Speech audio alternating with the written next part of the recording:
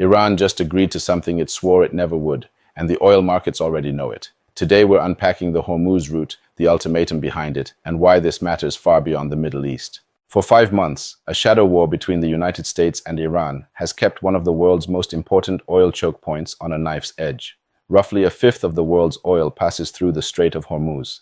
Every disruption there ripples through fuel prices, shipping insurance, and inflation worldwide. This week, Iran signaled it has reached a proposed agreement with Oman on a shipping route through the strait. The framework is still under joint review. Both sides have to sign off before anything is binding. In response, oil pulled back sharply. West Texas Intermediate fell towards $75 a barrel after an 11% slide over 3 trading days, while Brent settled above 79. At the same time, Washington is applying pressure of its own. The U.S. administration has publicly called continued talks a last chance for Iran to de-escalate. Tehran's response, a denial that formal negotiations with the U.S. are even happening. Iran's Revolutionary Guard has separately threatened what it called decisive retaliation if Washington takes further military action. This is the pattern to watch, a market-calming signal, the Oman route, moving in parallel with military posturing that hasn't cooled at all. The U.S. has continued building up refueling aircraft and issuing embassy evacuation warnings in the region. That's not the behavior of a side that believes this is over. It's hedging against the deal collapsing.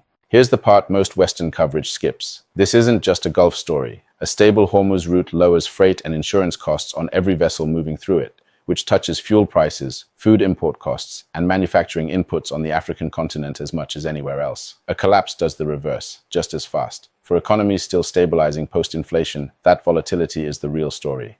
3 things to track this week: whether Iran and Oman formally sign the shipping framework, whether Tehran's IRGC follows through on its retaliation threat, and whether oil holds its pullback or snaps back on any new incident in the strait. Any one of those can flip this story overnight. Subscribe to the Katakyie Brief, because the next move through Hormuz won't just move oil prices, it'll move your economy.